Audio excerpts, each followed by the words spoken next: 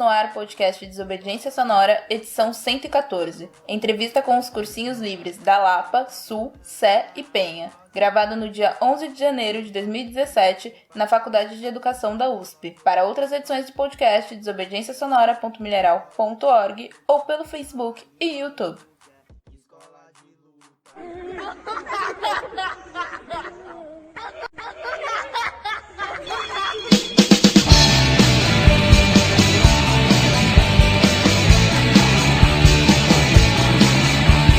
Quero estudar para ser doutor, com muito carinho, com muito amor. Jogo na escola, me matricular, e os coleguinhas eu vou ajudar.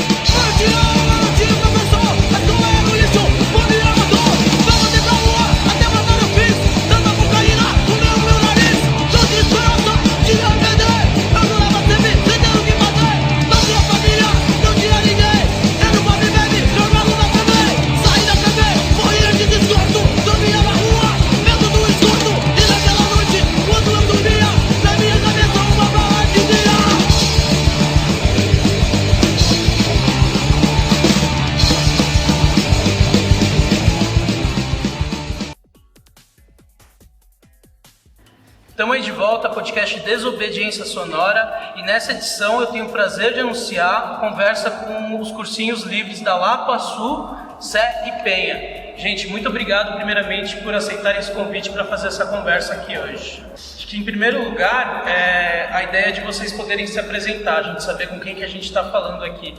Queria que cada uma que está aqui pudesse falar um pouquinho. Oi, meu nome é Otávio, eu sou aluno da escola Antônio Manuel e ajudo no cursinho da Sul, Ariel Esquelutia. Eu sou a Luana, também construo o cursinho livre da Sul, tenho 16 anos, terminei ensino médio agora e, tô no cursinho aí a gente tá tentando ajudar em tudo, né? Tipo, se precisar dar aula, se precisar fazer comida, qualquer coisa, é isso. Eu sou humano, dava aula de espanhol, agora eu vou dar aula de Light, que é leitura, análise e interpretação de texto. E é isso, eu sou do cursinho livre da Sul, Ariel Esquelutia. Eu sou a Luara, eu sou educadora de História do cursinho livre da Lapa. Eu sou o Vitor, eu sou educador de História do cursinho livre da Penha. Eu sou o Laura, sou do cursinho da Penha de Matemática, também sou do cursinho da Sé de Matemática, então, vamos aí. Eu sou a Gabriela e eu sou aluna do cursinho da Penha. Eu sou o Lucas, tenho 18 anos e participei como aluno do cursinho livre da Penha também. Eu sou a Celi e eu também participei do cursinho livre da Penha, dava aula de física. Eu sou a Heloísa, eu sou de linguagens do cursinho livre da Lapa e de redação do cursinho livre da Penha. Eu sou a Giovana e sou da área de linguagens do cursinho livre da Penha. Gente, o que são os cursinhos livres? O que diferencia ser um cursinho livre de um cursinho popular, por exemplo? Então, eu acho que a questão do livre que pega mais, porque assim, o cursinho ele pode ser popular, mas ele mantém uma estrutura, né? Tipo, eu vejo, por exemplo, a CEPUSP, né? Eu vejo tem a secretaria, tem os professores, tem os alunos, e essa relação de professor e aluno acontece muito como se fosse uma escola, né? É uma instituição toda aprofundada. Já o livre, pelo menos com a nossa experiência, né, como aluna do cursinho livre da SU, eu vejo que eu tive mais a experiência de convívio em grupo. Tipo, não é tanto...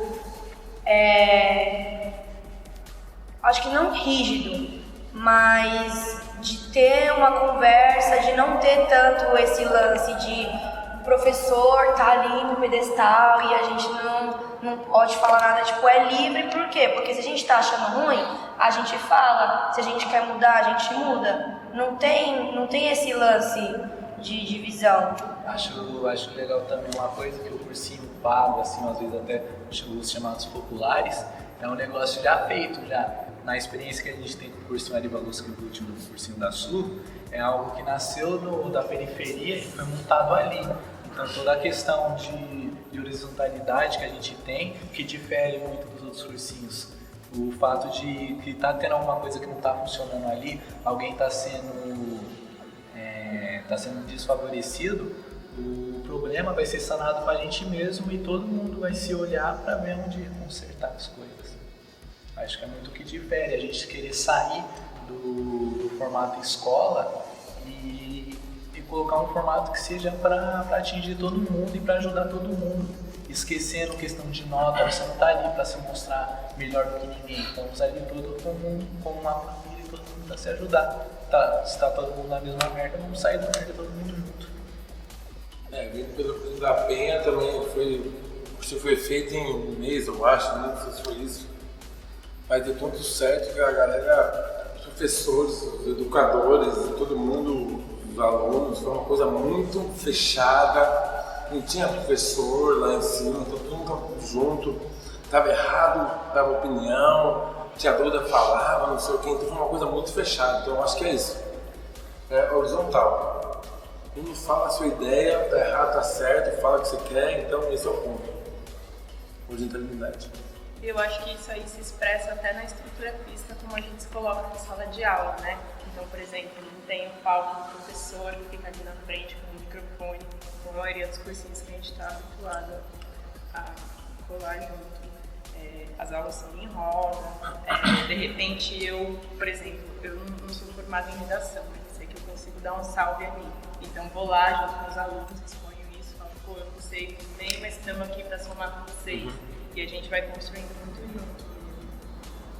Esse lance aí de não ser formado, né? Tipo, eu acho isso muito importante porque a gente tem a liberdade, né? De, por exemplo, se eu quiser ensinar, de eu dar um salve, se eu tenho um pouco mais de conhecimento, eu poder ajudar. Tipo, até se eu conversei com o Mano, de eu começar a dar aula de espanhol. Tipo, eu sou aluna do ensino médio, tá ligado? Eu não manjo nada, mas eu sei falar espanhol. Se eu posso ajudar alguém, então isso já... São pontes, né? A periferia se ajudando.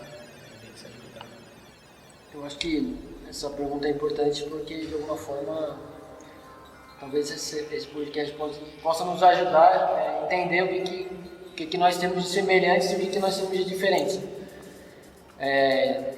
A gente tem conversado o que significa esse livre pra gente, né? Dentro do cursinho. De algum modo, tá dentro do mesmo campo, apesar de estar do mesmo campo, não necessariamente os cursinhos são, apesar da identidade ser a mesma, né, dos cursinhos livres, ter essa identidade, eu acho que de alguma forma tem algumas práticas que são distintas, né? A gente, na verdade, estruturou o cursinho depois da luta do ano passado, de 2015, muito baseado no cursinho de Campinas, um cursinho popular chamado Cursinho Flor de Maio.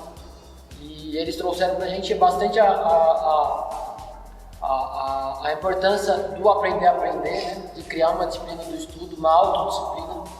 E eles também trouxeram um elemento que foi também bastante importante, que é quebrar essa relação de mando e obediência que está posto dentro da escola, que pode ser chamada de escola normal, né? Então, foi muito interessante que em 2015 veio esse slogan da escola de luta, e a gente pensou como é que a gente continua uma escola de luta agora, né? Então a criação do cursinho veio justamente, ele foi produzido em cima da luta de 2015, modo de continuar a luta agora com outras formas. Então, uma escola de luta que não esteja baseada numa relação de mando e obediência, e aí entra, por exemplo, pode entrar essa ideia do cursinho livre, né? Então não tem ninguém que me obriga a estar aqui, né? Mas eu faço pela minha vontade, né? E a liberdade não é só um elemento individual, né? Mas também é fundamentalmente do coletivo, né? Ela deve se expressar coletivamente, né? Não é eu faço o que eu quero, né? Mas a minha liberdade é sempre posta dentro do coletivo, né? Então eu acho que essa relação com mando e obediência, eu acho que é muito forte, pelo menos para nós, né? E porque a gente sempre escuta isso, não, você não é pago para pensar, você é pago para obedecer, né? Então é sempre a escola normal, que ela sempre coloca, na verdade a escola não te ensina nada, né? Ela te ensina a reconhecer uma ordem ou reconhecer uma autoridade. Então uma escola de luta deve ensinar outros valores, né? Eu acho que a prática da liberdade, isso, né? A horizontalidade enquanto uma prática, enquanto não é uma vontade também minha, né? Então não é que a gente chega aqui e fica horizontal, não, a gente tem que criar estruturas para que a horizontalidade possa funcionar. Então acho que de alguma forma esse livre do cursinho livre da sua Revolução ele também pode ser pensado dentro desse horizonte, né? Uma escola de luta, uma escola em que a liberdade enquanto uma prática não somente esteja no horizonte, mas que aconteça. Ou seja, a liberdade de poder fazer algo sem necessariamente ter alguém mandando, né? Esse é o ponto. Gente, gostaria que vocês pudessem falar um pouco sobre o contexto que surge cada cursinho aqui presente. Como é que foi esses primeiros passos, né? Pelo menos o cursinho da sua Revolução Kedutia, ele nasceu a partir das ocupações de 2015, das ocupações de escola de 2015. Nasceu mais dentro da escola Antônio Manuel, onde tiveram um balanceamento da luta e chegaram num ponto que falaram que alguma coisa tinha que nascer dali e tiveram a ideia de um fruto nascer da ocupação, que foi o cursinho. Então o nosso cursinho tem todo esse, o nascer meio que isso, foi o nascer da ocupação. E na verdade assim, a gente atuou organizado também na luta, pode parecer que não, mas a gente estava organizado na luta de 2015, assim. E essa era uma organização que chamava Mutirão de Lutadores de Baixo, e a gente conseguiu influenciar de várias formas, né? Na luta de 2015, a gente construiu um bloco de lutas.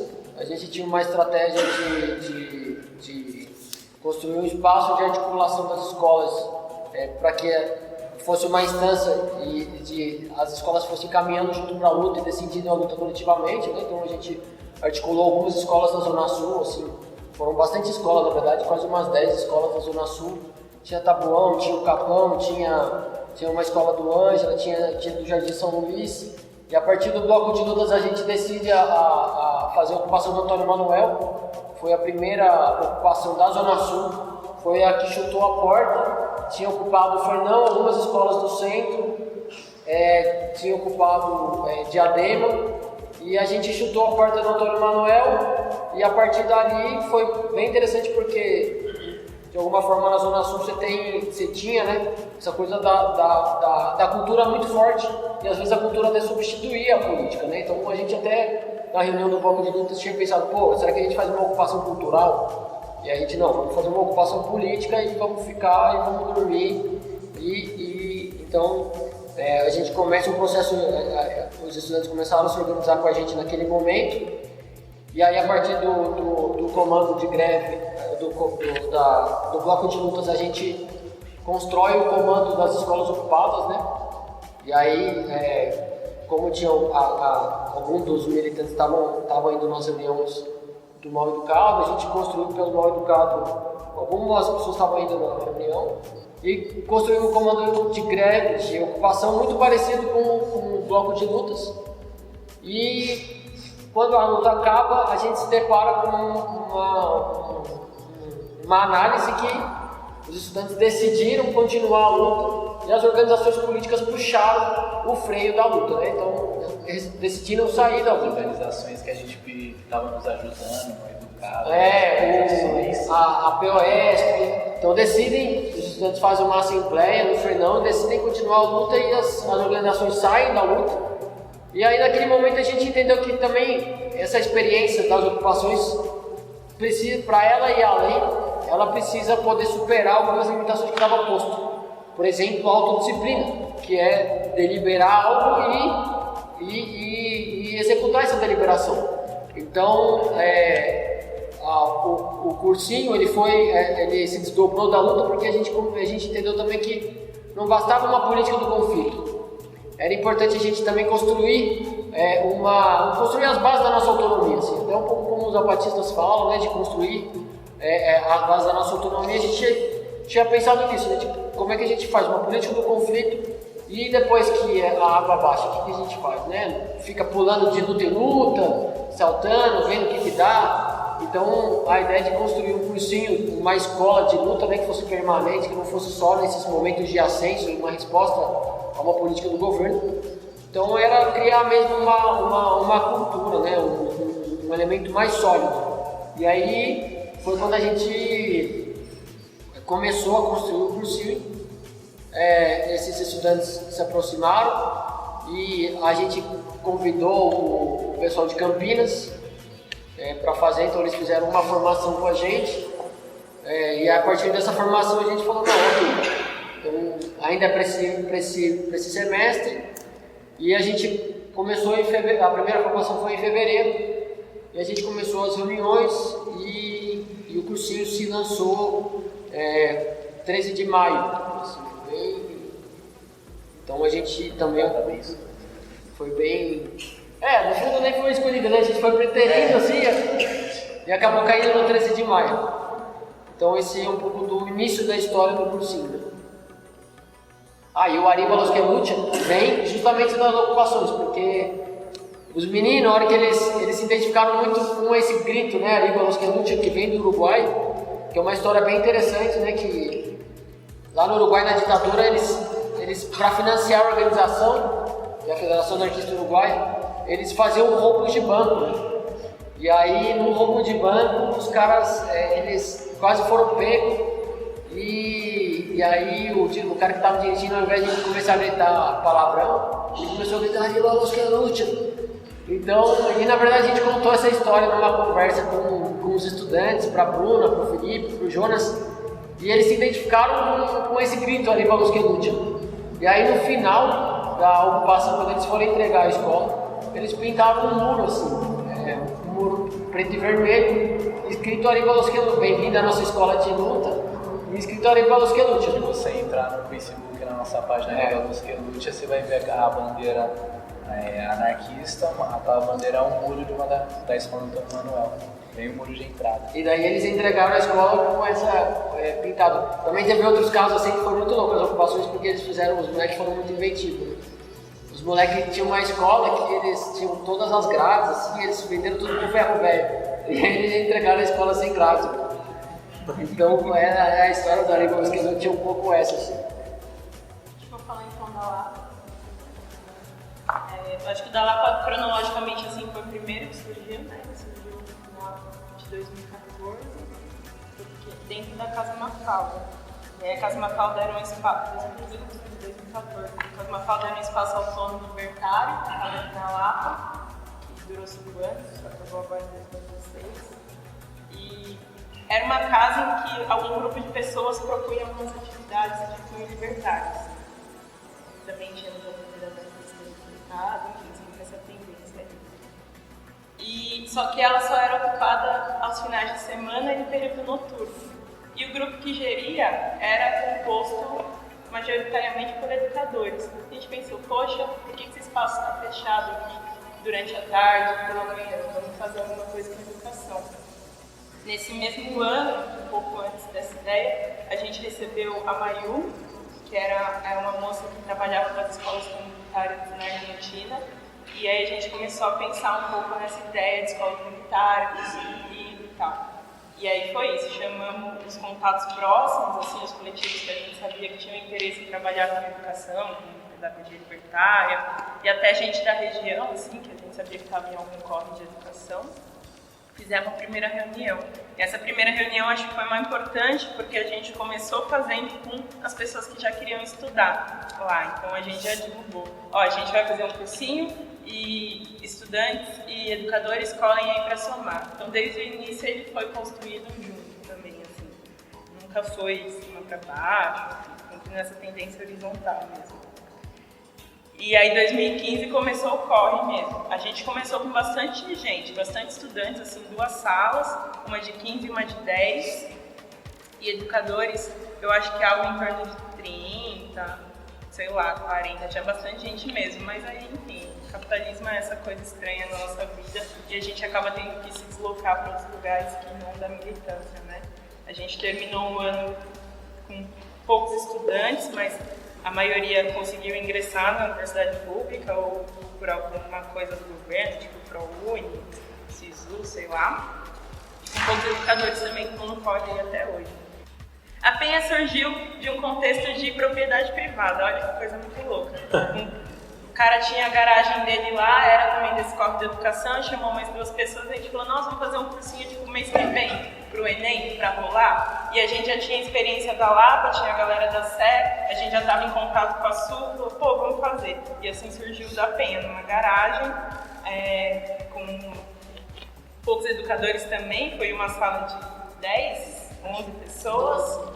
E ele durou, foi um intensivão pro Enem, mais ou menos um mês. Mas rolou muito bem, a gente foi muito focado. Acho que todos os erros, assim, estruturais e de percurso mesmo, que a gente encontrou na Lapa ou na Sé, a gente conseguiu reverter lá, assim. Então a gente, por exemplo, já começou com princípios, ao contrário da Lapa que a gente foi construindo ao longo do ano, já começou com os acordos práticos, com algumas coisas que a gente não queria fazer, e a gente já começou se colocando como anarquista também.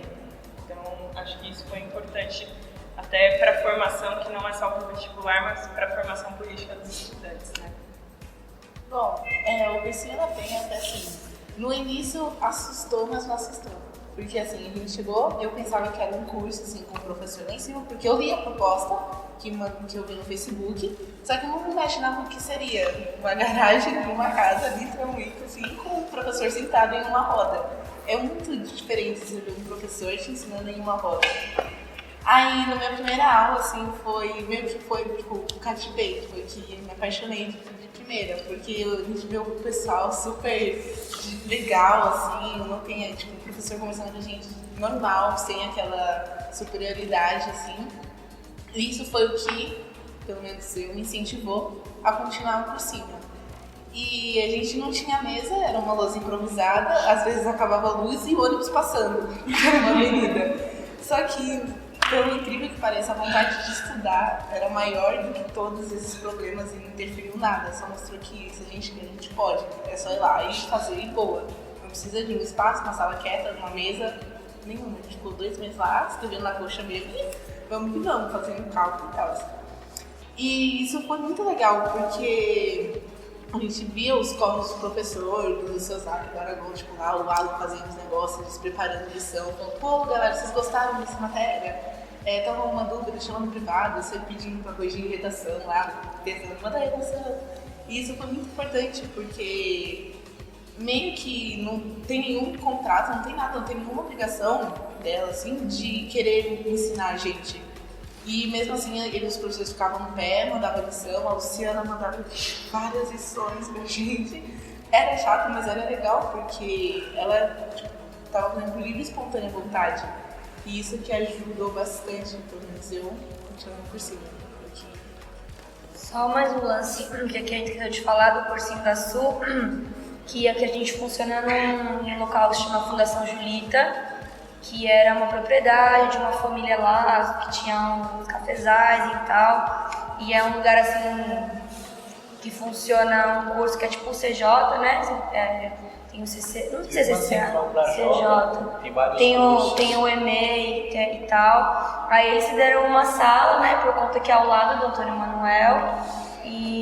Mas na real a vontade era ocupar uma escola mesmo, né? Mas... Eu também voltando aqui pro cursinho Ari Barros Quelucci, de ideia, de início a gente teve de fazer no Antônio Manuel mesmo, né?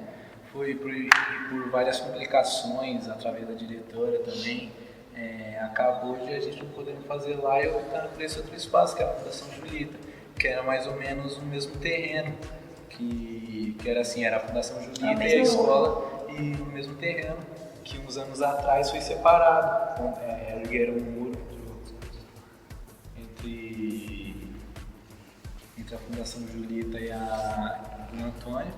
Aí é isso que separa, mas depois disso nós entramos na Fundação Julita, a gente conversou e eles cederam um espaço pra gente dia de sábado, é uma sala, e eles também nos cederam a cozinha, então a gente trabalha lá, não trabalha, né, a gente tem nosso cursinho lá, no dia de sábado, os alunos, a gente fica da 9, né, a partir das 9? A partir das 9 às 5, e tendo um horário de almoço. O cursinho da Sé começou no Espaço Mané Garrincha, sede do metrô do Poupatempo, ali perto do Poupatempo, perto do Bombeiro. Então, o Espaço Mané Garrincha tem uma biblioteca, aí tem uma sala que a gente fez de sala de aula, aí dividiu os educadores e tal, e era sempre à noite, era 7h30 até as 10h30 da noite. E começou assim. Cada dia da semana era uma matéria diferente, matemática e biologia, e 2 matérias por dia, né? E aí foi assim, até o final do ano, e acho que foi bem legal, bem forte. Eu acho que esse ano vai continuar mais forte ainda, e a gente tem que continuar desse jeito hoje.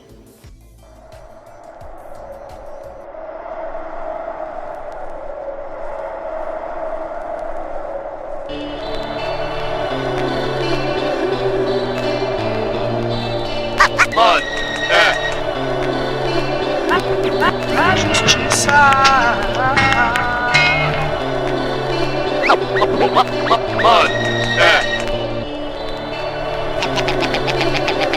Revolução, informação em ação, ação.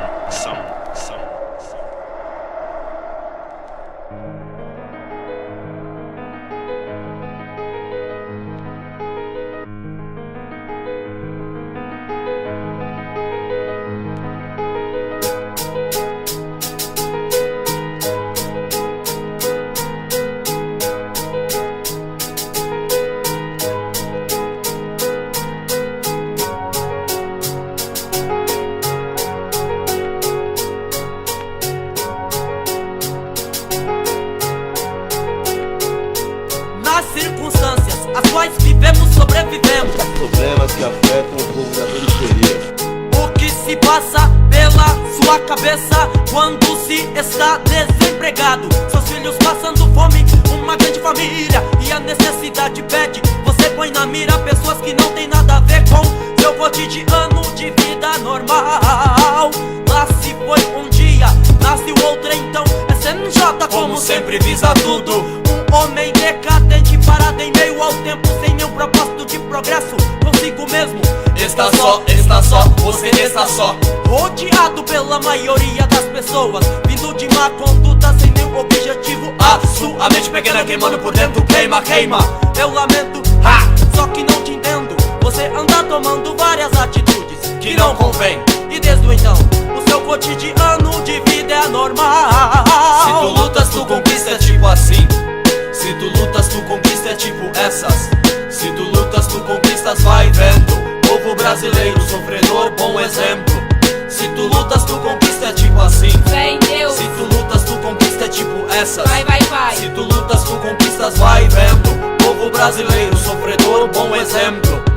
Não há limites para aquele que quer conquista. Com pessimismo não achará saída. Liberto e livre. Ninguém aqui é incapaz. Viver bem com a consciência, plantando a semente da paz. Ajudar ao próximo mais do que você pode. Seguir é sorte, corajoso, não mede esforços. A força divina não vai lhe abandonar. O despertar do amanhecer é uma nova conquista de quem não se entregou e para aquele que acredita. Injustiça não há nas mãos de Deus. Se apegue a Ele, pra que não seja mais um homem. Pelo contrário, Mostra ao próprio que é idôneo. Não queira nada na palma da sua mão. Buscar no pé dá mais trabalho. No entanto, valoriza o seu ato. Dignidade, nem sempre é simples de viver. Uma negrinha aos olhos da sociedade.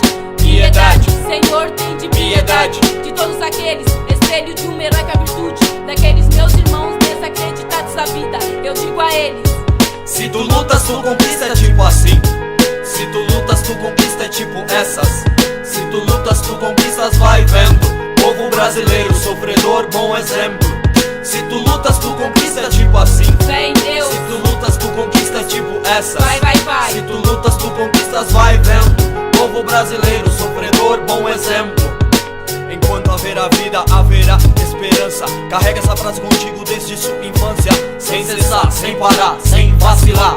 Não se deixe afogar em mares de lágrimas. Na dor, na saudade, na solidão. E não é constituição o mais puro sentimento de um ser humano. Alma limpa purifica o espírito. Oh meu Deus, me ajude neste intuito de levar a esperança ao desiludido. É difícil, mas não desisto. Com os pés no chão, passo a passo e conquisto. Na garra, na luta, com braveza. Simples e humilde, um guerreiro. Com a palavra que te alimenta mais que a refeição diária. No leito do hospital se escuta aquela frase. Dentro da cadeia de sentença um martelo bate. Do orfanato ao asilo velho solitário. Na escuridão, sem a audição, o corpo não se mexe tipo vegetação. Se tu lutas, tu conquista, a caminhada é difícil. Obtendo humildade e não desânimo. Ganhando coragem, porque o medo é uma bobagem. Sai pra lá negativismo. Que aqui o lado é ativo e positivo.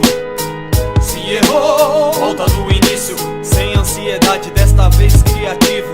E quando obter a prosperidade, não vai se esquecer da solidariedade. Porque riqueza partilhada é abençoada. Segue a vida, vai, prossiga, um sujeito logo mais. Se tu lutas, tu conquista, é tipo assim. Se tu lutas, tu conquista, é tipo essas. Se tu lutas, tu conquistas, vai vendo. Povo brasileiro, sofredor, bom exemplo. Se tu lutas, tu conquista, é tipo assim. Fé em Deus. Se tu lutas, tu conquista, é tipo essas. Vai. Se tu lutas, tu conquistas, vai vendo. Povo brasileiro, sofredor, bom exemplo.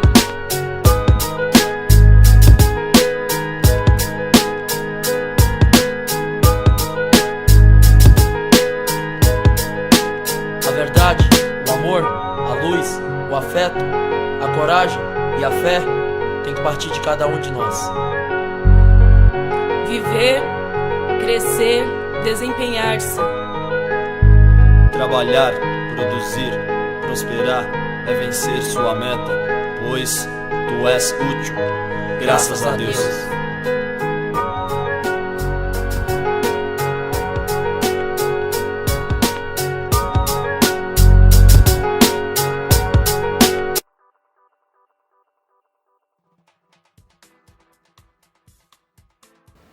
Gente, gostaria que vocês pudessem falar, nesse processo de início de cada cursinho, como que foi a correria de chamamento tanto de professores e professoras interessados em somar esse projeto, como de alunos e alunas.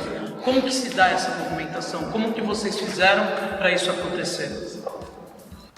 Bom, no caso do professor Skelucci, a gente não faz inscrição pelo Facebook.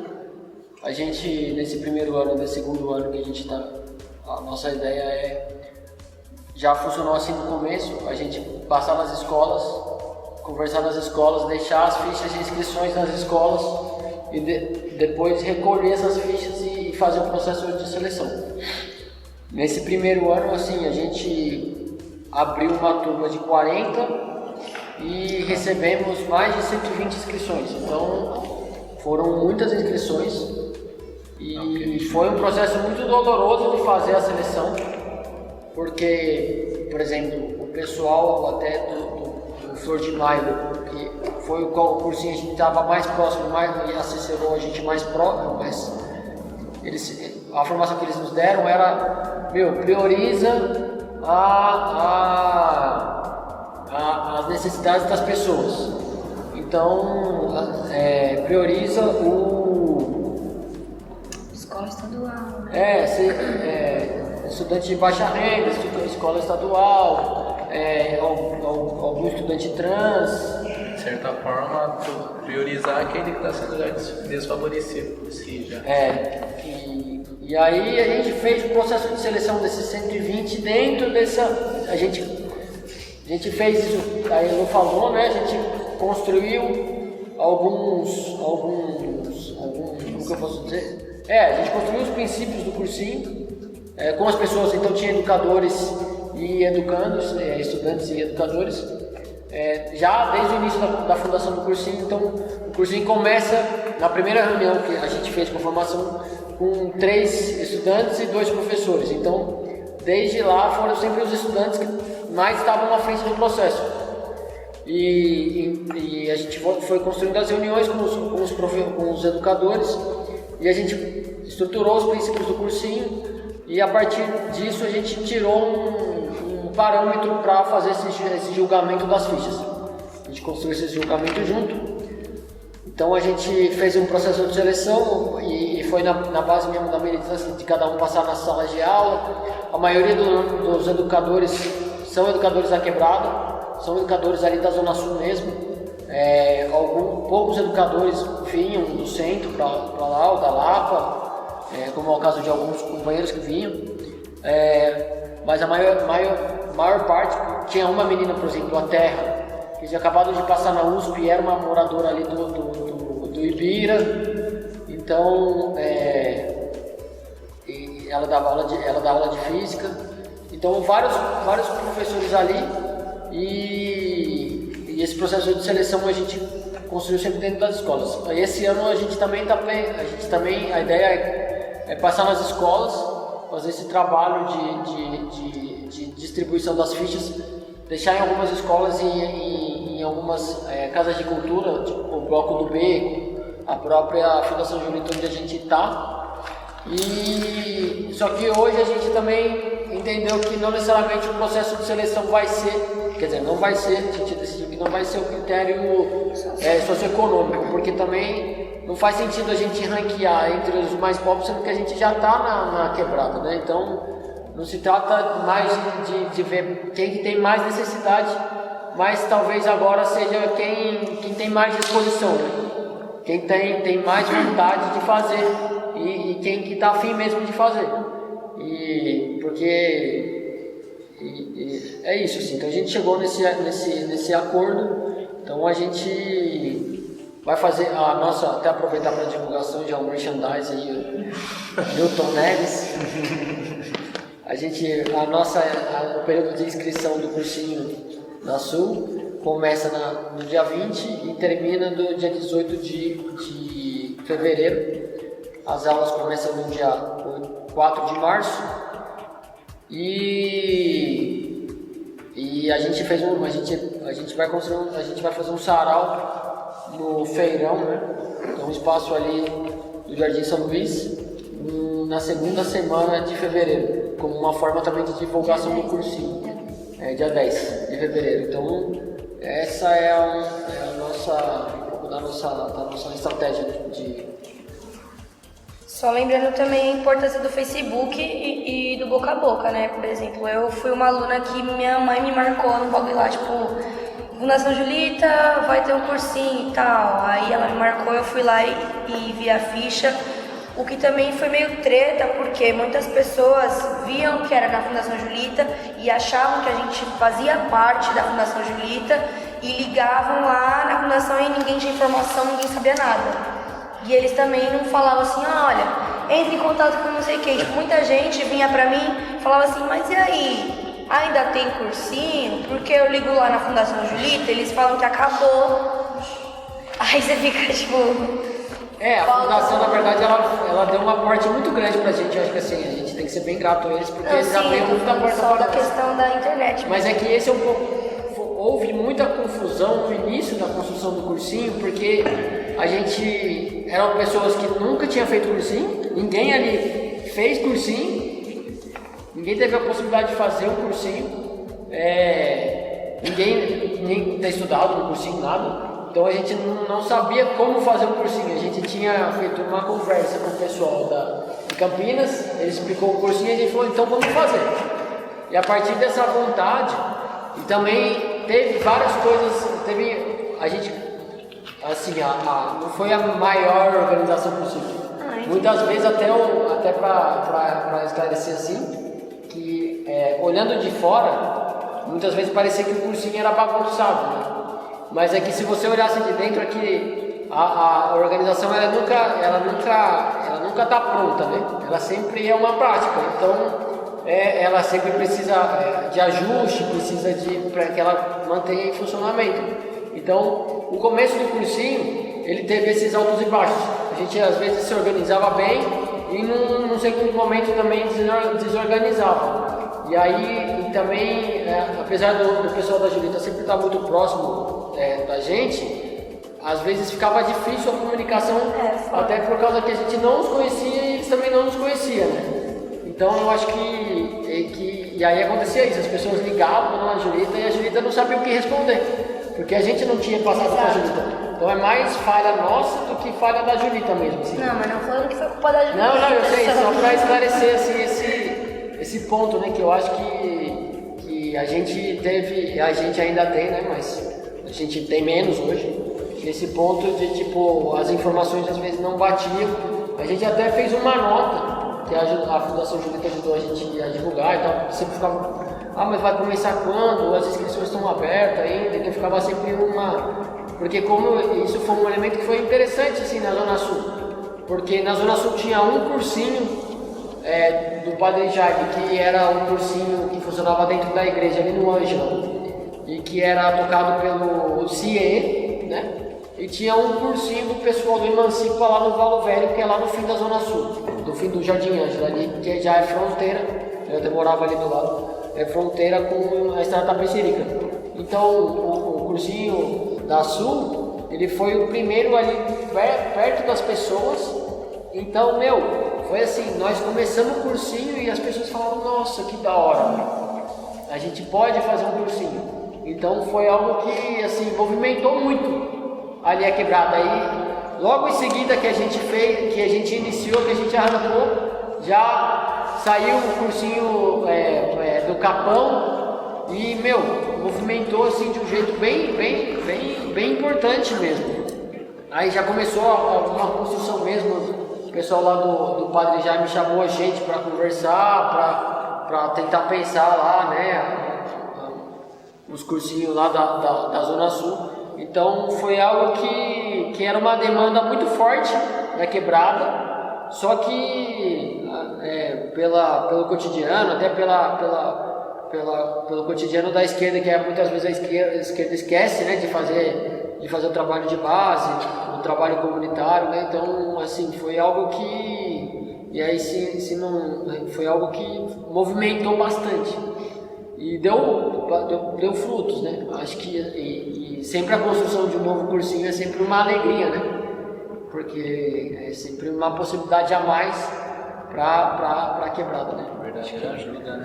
E aí, assim, no primeiro ano, além dessa reunião ser aberta, dessa primeira reunião que ela falou, né, de ser aberta para os estudantes já, a gente fez essa ficha e divulgou principalmente pelo Facebook, porque era o canal que a gente tinha.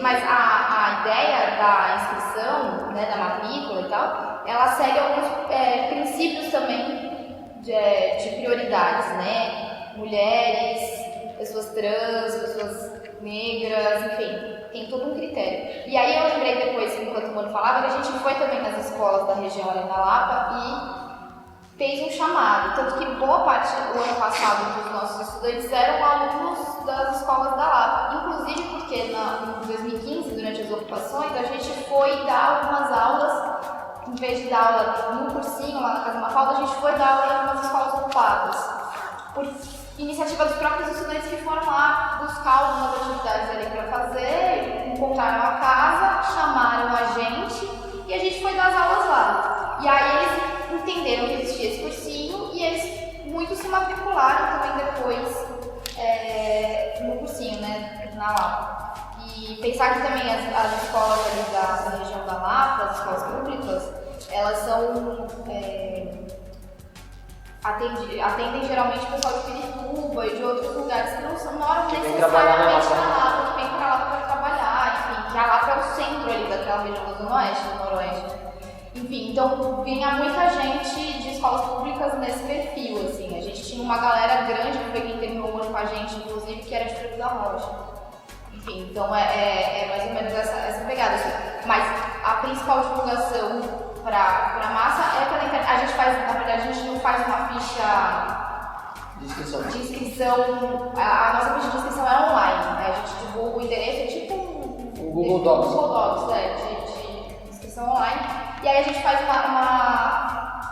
também essa seleção por esses critérios e tal. E a matrícula ela é permanente, assim, é uma coisa que a lista vai rodando. Se as pessoas saem, a gente sempre tem a preocupação de pedir para elas avisarem a gente para que elas vão sair, para que se tiver gente na lista de espera, a gente possa colocar outra pessoa no lugar, assim. Mesmo assim, a gente teve um ano só com 8 alunos, mas enfim, de qualquer maneira, existe essa lista permanente que vai rodando, assim. É isso. No caso da SE, quando a gente fez a divulgação lá, acho que a maior parte da divulgação é feita pela internet mesmo, né? De pessoas que conseguem alcançar. Mas a gente tentou também passar folhetos pelo glicério, que é o da SE, né? Mas eu percebi que não teve muito retorno nesse tipo de divulgação. Talvez agora, e por isso que é da entrevista, porque daí a gente vai sacando as experiências, vendo, porque talvez um lugar que as pessoas já frequentam, pegar esses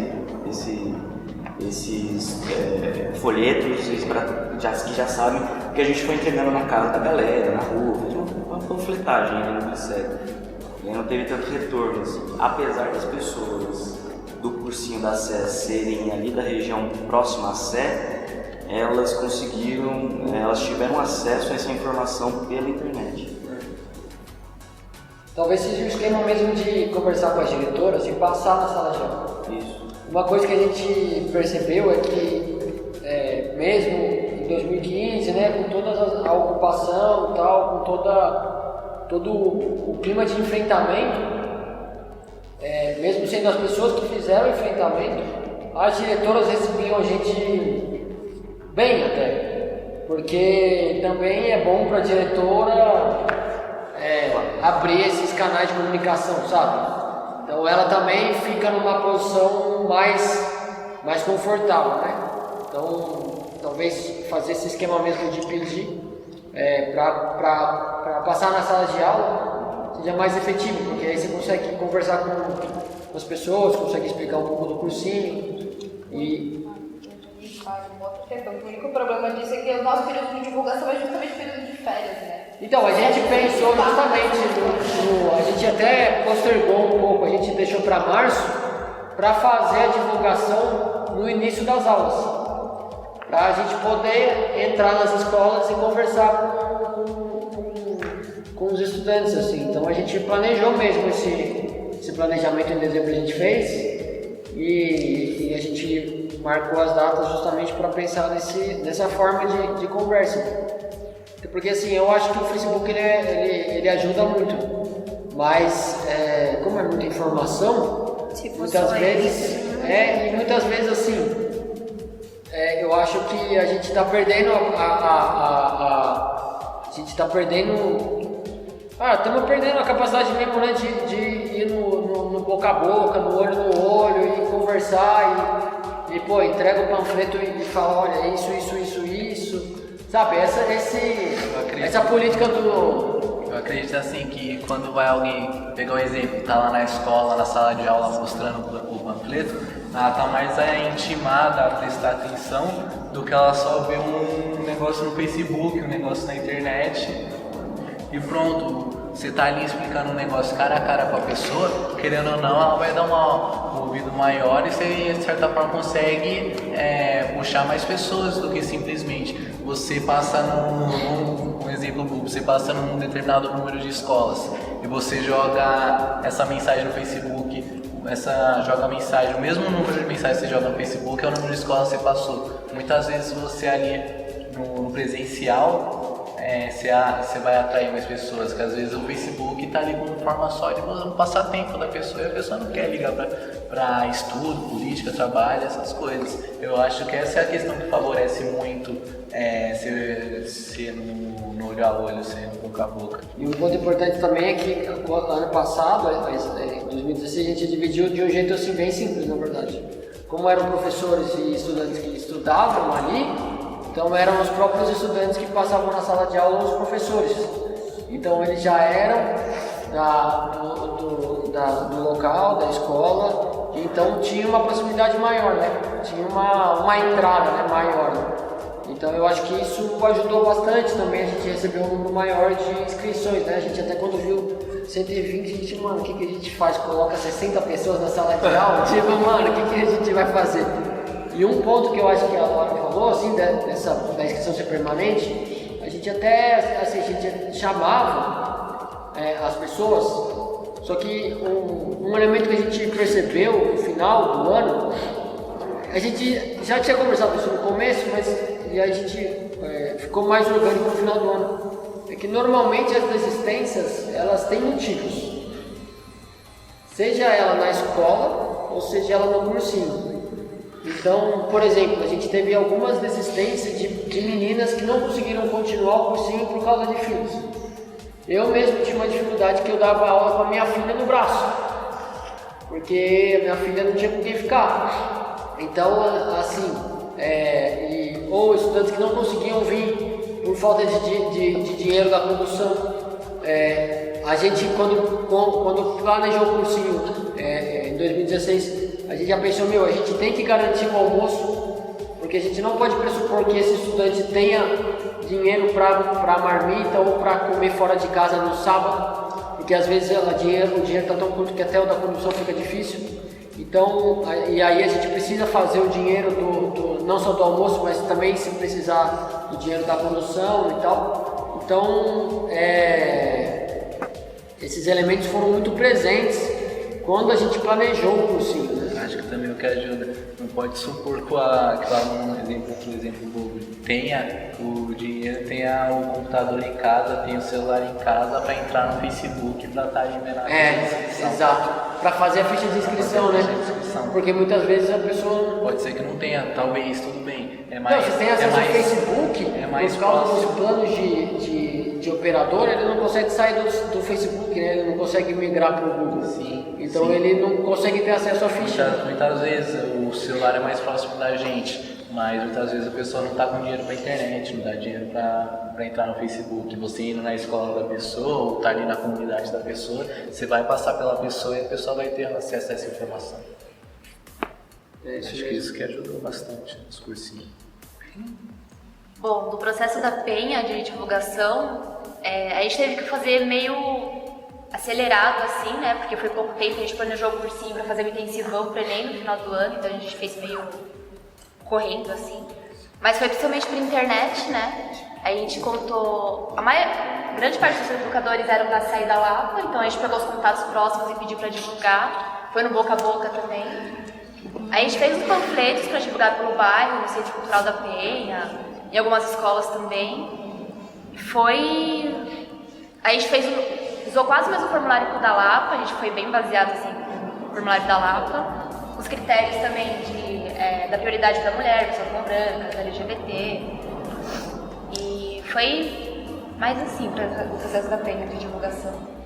A gente fez agora um documentário também, meio filme, meio documentário de nossa experiência para divulgar, para incentivar os cursinhos, para divulgar, para ajudar. E ficou bem bonito, gente, assistam, tá na página no Facebook. A maioria das pessoas choraram. Foi mais isso o processo da Penha. Gente, gostaria que vocês pudessem falar um pouco também sobre a relação de cada cursinho com o seu entorno, né? Com o bairro, com a quebrada em si, de cada local. Lá na Zona Sul eu acho que é bem interessante porque a gente está num local que tem uma movimentação cultural muito grande e o fato de ter um cursinho lá aumenta muito isso porque, tipo, mano, tem a movimentação cultural, mas mesmo assim as pessoas que estão lá não conhecem muito eu vejo que tem muita gente de fora que vai, tá ligado? No sarau, tipo, até tem as pessoas que moram lá, que colam, mas é mais gente de fora. Então, tipo, eu acho que isso serviu muito pra que a gente conhecesse as pessoas que moram na quebrada, porque, tipo, tem gente que faz cursinho lá comigo, que eu vejo que estudou comigo 1000 anos atrás na escola, que fez curso comigo, que eu via todo dia passando na rua. Então é mais um bagulho de unir os estudantes e também, tipo, de falar assim, olha, a gente tá junto, a gente mora na mesma quebrada, então vamos fazer isso crescer, né? Como se fosse mais uma rede de compartilhamento de conhecimento e tal. Acho importante. Eu tenho a impressão de que o da Sul difere bastante, assim, pelo menos da Lapa e da Penha, nesse sentido, porque eles não, a Lapa e a Penha não estão na periferia, né? Embora a Penha seja um pouco mais afastado, a galera que vem é principalmente de Itaquera, São Mateus, tipo de Quebrado, mas pra lá, assim. Então acho que serve um pouco para isso, para movimentar, né? Fazer esse trânsito. E às vezes tem alguém da Penha lá também, sei lá, do Belém, mas eu acho que o contexto é um pouco outro, né? E da Lapa também, como a Laura disse, a galera de Pirituba, Franco da São pessoas mais de longe. Ainda. Isso eu acho que, primeiro, isso que eu falei, acontece esse trânsito, é da hora, porque a pessoa não tem que se deslocar até, sei lá, São Joaquim, Liberdade, onde tem cursinho. E a outra coisa é o quanto reforça a necessidade da gente estar inserido cada vez mais longe, né? Tipo, o pessoal de Franco já está querendo fazer um cursinho lá também, enfim, a demanda na periferia é bem grande e eventualmente a gente não dá atenção para isso. Acho que a nossa relação com o bairro é um pouco essa, não é necessariamente com o bairro, mas é com as outras regiões que estão ali perto da zona noroeste, da zona leste. E eu imagino que isso se estenda bastante para a Sé, né? As pessoas não moram na Sé. Elas provavelmente estudam lá porque o cursinho é à noite e elas trabalham durante a tarde no centro. A maior parte mora em Campo da Rocha, Zona Norte, ninguém dessa não.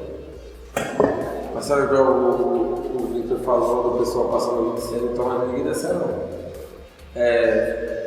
Tucuruvi, Campo da Rocha, pessoal do Butantã, não tem ninguém da Sé, não sei, não tem ninguém da Sé. Então é uma coisa que é focado para a Sé, por centro, mas não tem ninguém da Sé não. Um contexto diferente, até porque, tipo, na periferia não tem cursinho, então é algo novo lá, tá ligado? E como vocês estão numa região mais, tipo, é centro, é mais fácil para pessoas de extremos virem até vocês, não tanto na região mesmo. Gente, como que as grades são montadas e como que as aulas são pensadas, estruturadas e vivenciadas? Né? Queria saber um pouco como que se dá essa montagem. Tem reuniões periódicas a cada tempo? Como que é a dinâmica de aula, de pensar em grade de cada cursinho aqui hoje presente? Acho que no cursinho Arivaldo Schelucci, a gente no início das reuniões pensou primeiramente nos professores, certo? Que a gente chamou os professores, beleza. E a partir dos professores, a gente montou mais ou menos, tentou entrar num conceito ideológico para a disponibilidade do professor e que meio que faça que nenhum seja prejudicado, né? Que todos os professores consigam estar ali no tempo que é bom para ele. Essa grade que a gente tentou sempre montar, e tanto que a gente tem professores que trocam de aula e professores que estão em aulas fixas por só poder estar nesse horário. A gente montou a grade. Acho que a gente montou a grade no início, antes das aulas em si, e depois de um tempo, por alguns problemas que nós estávamos tendo, a gente montou uma outra, se depois estiver errado, com quem estava. Porque a gente teve uma defasagem de professor, então a gente remontou a grade e tentamos acolher todo mundo. Tem um elemento que eu acho que é importante dizer no cursinho, é que a gente tem uma estrutura e ela casa duas formas de se organizar, né? Então a primeira forma foi a produzida no interior da luta de 2015, ou seja, dividir de comissões, né? Então a gente dividiu o cursinho em comissões de organização, de comunicação e de financeiro. Com cada organização, cada comissão dessa tem uma função, e os estudantes e professores que estão dispostos, a maioria dos estudantes, né, as pessoas quase não participavam no cursinho, né, das comissões. Então a comissão de organização ela constrói a grade com base no horário dos professores. A gente teve bastante problema com o fato de troca de aula, né? Muitas vezes os alunos não sabiam quais as aulas iam ter, isso gerou até um afastamento. Acho que todo o problema dentro do cursinho, no final que vai prejudicar a coisa do cursinho, é na questão do afastamento do aluno do estudante. A gente montou uma estrutura que era essas comissões e a gente sempre teve presente a necessidade de fazer uma reunião de planejamento que seja dentro da grade do cursinho. Então o cursinho começava às 10, a gente adiantou para as 9 e a ideia era que primeiramente o cursinho na verdade começou às 10 horas da manhã e as reuniões de planejamento a cada 2 semanas. No entanto, esse era o planejamento inicial. E como eu tinha dito, esse planejamento não se realizou. E aí começou a haver uma reunião de planejamento do cursinho antes do cursinho, e só participavam os professores e os alunos não participavam. E aí a gente acabou tendo acabou operando um distanciamento entre professores e estudantes na gestão do cursinho. E aí houve vários ruídos, assim, a gente então os professores estavam trocando muito as aulas e tal, alguns professores não viam, assim como eu tinha ouvido, não viam. Então começou os alunos se desestimularam mesmo, assim, e houve de 40 alunos, foi para 20, depois 15, e a gente acabou o ano com 8. E então eu acho mas no meio do ano a gente se reorganizou e recolocou o planejamento inicial e ao invés do cursinho começar às 10, ele começou às 9. E colocamos a grade, dentro da grade, toda semana, uma reunião de planejamento que a gente divide as comissões e faz as reuniões. A gente fez algumas reuniões assim, outras reuniões a gente voltou, e aí como diminuiu muito o número de pessoas participando, a gente começou a fazer uma reunião só com todo mundo. E a ideia é que hajam 3 reuniões de planejamento e uma reunião final, que era todo final do mês, uma assembleia que pudesse decidir mesmo as coisas mais delicadas do cursinho. Então a gente construiu essa forma de organização com base nessas tanto na luta de 2015 como nas experiências que a gente constrói a partir das assembleias. A gente tentou se adequar ao que a gente tinha. E aí, a partir disso, a gente foi construindo a organização política do cursinho. E hoje a gente está construindo, para terminar, uma organização pedagógica, que eu acho que daqui a pouco a gente responde. No caso da SE, acho que foi semelhante ao que aconteceu na Lapa também. A gente fez uma chamada de educadores, principalmente educadores, fizemos uma reunião e aí, de acordo com as necessidades de cada um, da possibilidade de cada um, na verdade, de cada educador e educadora que estava ali, foi se montando uma grade. E aí, nessas grades, formavam-se aí, as pessoas elas se conheciam, né? Educadores se conheciam e formavam-se as áreas, né? Então, a área de história, de geografia e assim por diante. Essas áreas de história, essas áreas, elas têm reuniões separadas das reuniões gerais. Então tem uma reunião geral com todos os educadores estudantes e todo mundo, né? E aí no caso da CE específica tem uma formação pedagógica, 1 hora antes da reunião tem uma formação pedagógica, político-pedagógica. A gente discute um texto ali e tal. Depois dessa formação político-pedagógica, a reunião com as pautas que foram construídas por todo mundo, geralmente no e-mail. Né? E aí essas pautas elas vão ser discutidas antes por cada área, né? E aí a área ela vai ter suas próprias pautas, né? Cada área tem as suas próprias pautas e também discute as pautas gerais. E aí as pessoas que fazem parte da área vão para a reunião geral. O ideal seria que todo mundo participasse da reunião geral, porque tem a formação pedagógica antes e todo mundo tem que fazer, deveria, ou, né, seria interessante fazer essa formação.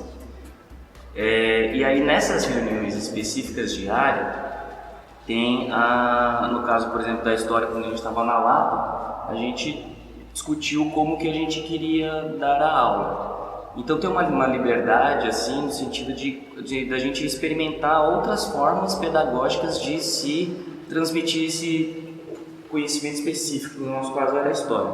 Então lá na Lapa a gente escolheu, naquele momento, fazer as aulas de história de trás para frente, então do presente para o passado. Porque a gente tinha uma ideia de tipo, talvez as pessoas estejam mais próximas ali às discussões e tal, e aí vai remontando. Isso foi difícil, cara. Foi foda fazer isso, foi difícil pra caralho. Porque, primeiro, uma coisa que a gente não está acostumado, educadores já não estão acostumados a fazer isso. E segundo, porque também estudantes também não estão acostumados a isso. Então, conforme a gente vai voltando para o passado, a gente vai contextualizando aquilo que, enfim, é uma sonda assim, mas foi interessante. Uma das nossas preocupações, inclusive, era se a galera tava, tipo, sacando. Aí a galera falou que tava, beleza, isso era uma preocupação nossa. E eu acho que é isso que é interessante de bolar as aulas nas áreas, nas reuniões das áreas, porque é isso. Como a gente troca muito, lá no caso da história tinha 4 pessoas, tínhamos 4 pessoas, e aí a gente discutia as formas como se dar as aulas, o que, né, dar as aulas, quais são os conteúdos, e sempre uma atenção de sempre perguntar se as aulas estão indo bem, como que a gente poderia mudar, enfim. Eu acho que a gente volta um pouquinho, né, na primeira pergunta, que foi a distinção entre um cursinho livre e um cursinho popular. É que no cursinho livre a gente tem a possibilidade de experimentar e vivenciar outras práticas pedagógicas. Que no caso de um cursinho popular existe uma demanda muito específica, que é botar aquela galera que não tem nenhum privilégio ou tem muitos poucos privilégios da universidade. Não é que não seja o caso de um cursinho livre, é também, acho que um objetivo de um cursinho livre isso. No entanto, acho que o cursinho livre tem a possibilidade de experimentar essas novas práticas pedagógicas, que é difícil para todo mundo. Todo mundo está aprendendo ali, na real. Na Penha, né, tinha a grade lá que foi estipulada pelos engajadores ali, lá, o Sanzak, e aí eles passaram para os alunos. E ficava bem livre para a gente decidir o que a gente queria. A gente tinha que ver que horários que a gente podia, a gente fazia isso, e às vezes faltava um professor, a gente conversava lá com o pessoal: ei, tu não pode dar essa aula aqui, não, tu não manja disso. E a gente ia seguindo, e tinha dia domingo, podia ir, a gente transcrevia as aulas, e os alunos mesmo conversavam entre eles e decidiam essas coisas.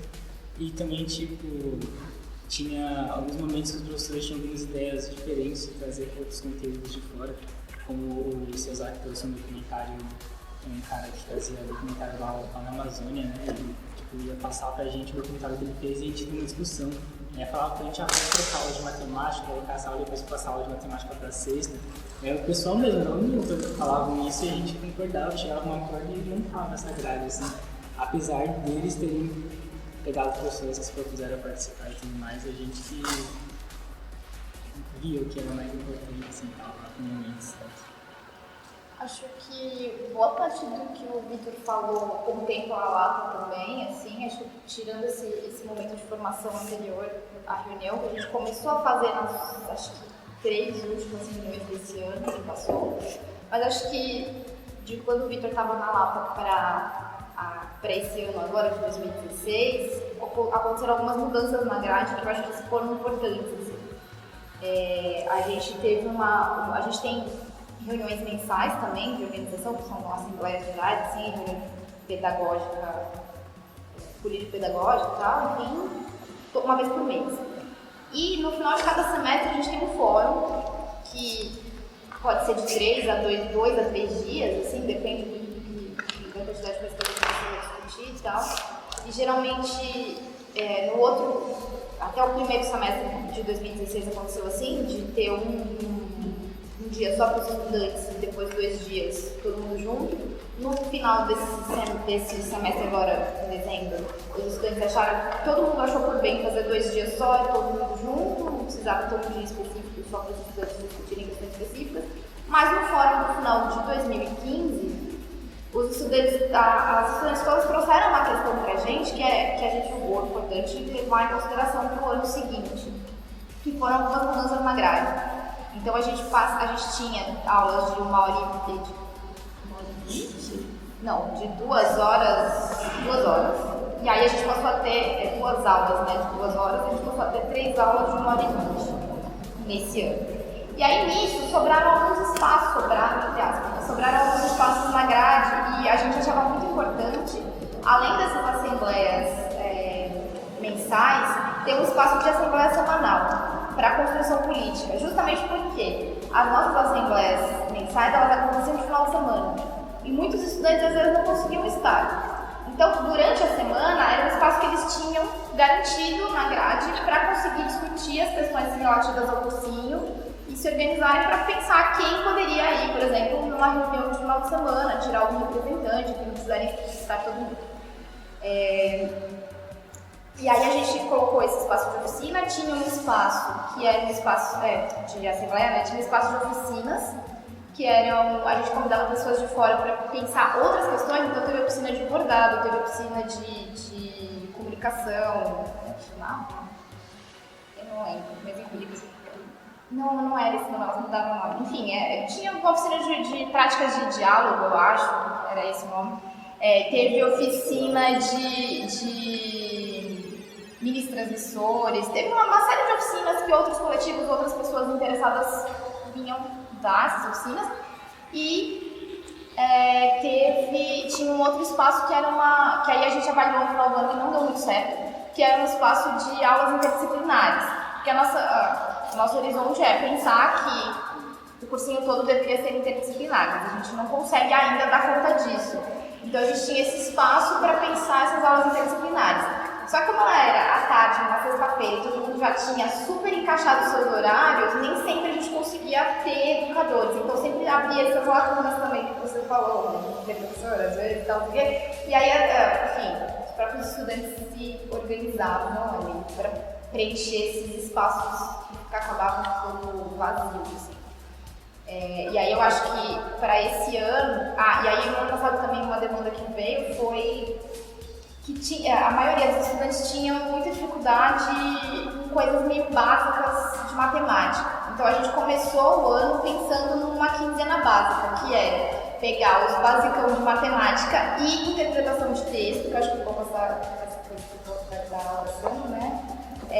E fazer 15 dias de intensivão disso, assim, para conseguir dar conta. Enfim, acho que o que teve de mudança também de 2016, de 2015 para 2016 foi isso. Esse ano a gente vai começar as aulas em maio, porque a gente vai fazer uma formação política para tentar garantir a permanência dos educadores, entendendo o que é o projeto.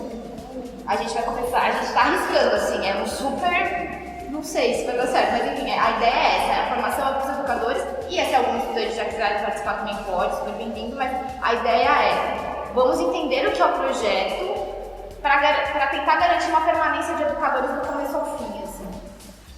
De quando a gente estava na Lapa lá, a gente também fez essas formações, só que foram mais diluídas ao longo do período, né? Eu acho que foram 4 formações, né? Foram 4 dias de formação. Um dia foi a Mayumi para falar sobre os bacharelatos na Argentina, outro dia foi o Rodrigo da Biblioteca da Rio para falar sobre pedagogia libertária, outro dia foi o João Branco para falar sobre o Oaxaca, e o último dia foi uma discussão, né? Nossa, geral. Uma avaliação do processo, uma apresentação nossa, só tinha gente, mas foi muito bom que a gente usou esse espaço para se pensar também. Porque é isso, né? Tipo, acho que uma das coisas que é importante a gente ter em mente é fazer com que nós mesmos nos entendamos o que significa aquele projeto, né? De um cursinho livre, porque aí vai voltar para a pergunta original, né? O que é esse projeto? O que a gente quer com isso? Para sempre estar reforçando. Acho que agora a questão vai ser... Uma das coisas que me veio aqui agora foi do tipo, entram educadores e estudantes ao longo do ano. Acho que o segredo também vai estar em como é que a gente vai acolher essas novas pessoas e fazer com que elas possam entender esse projeto, sabe? Tipo, daí acho que a gente vai ter que bolar uma outra coisa.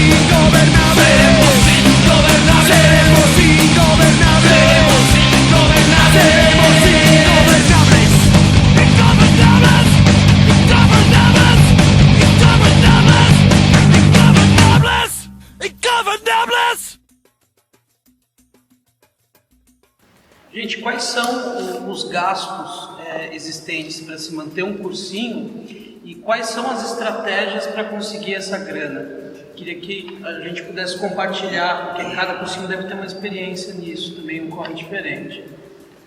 No cursinho da Sul, a gente tinha um pouco se preocupado com isso, em questão de, sei lá, luz talvez, por conta de a gente estar na Fundação Julita e está ocupando o espaço que eles cederam pra gente, então meio que as contas são deles. A preocupação que a gente tem é o almoço. Então, o dinheiro que a gente arrecada para o almoço, e também a gente veio com a questão de como o aluno vai chegar até o curso. Tudo que o aluno vai precisar gastar para estar tendo a aula junto com a gente, que é a questão de transporte e almoço, acho que essas duas questões. a gente levanta essa grana através de eventos, sarais principalmente. A gente tentou levantar também com a rifa, que a gente levantou um pouco de dinheiro, e a rifa de uma cesta básica. E é isso, acho que é questão de sarais mesmo. Na real, a maior parte do dinheiro que a gente conseguiu foi por conta de uma festa junina que aconteceu lá na Fundação Julita, que é tipo assim, um evento top. Os caras chamam a banda, chamam tudo, é enorme.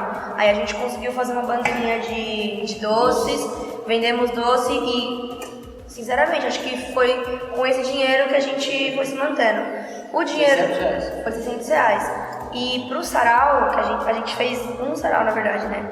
E nesse sarau a gente também vendeu comida, a gente vendeu umas artes, a gente fez os marca-páginas, os caderninhos do cursinho, as meninas conseguiram fazer brigadeiro, fizeram bolo, a gente vendeu e vem basicamente disso. Mas além de pensar também no almoço, a gente tem também, por exemplo, se precisar de fazer xerox para alguma coisa, se precisar de texto, a gente vai tirar de lá. Se tem às vezes um evento, por exemplo, a gente foi na feira anarquista, a gente usou esse dinheiro na condução pra gente conseguir colar até lá. Na alimentação também. Na alimentação também, então qualquer outro evento. Se a gente não tivesse vindo com Humana, a gente usaria essa grana da condução no cursinho.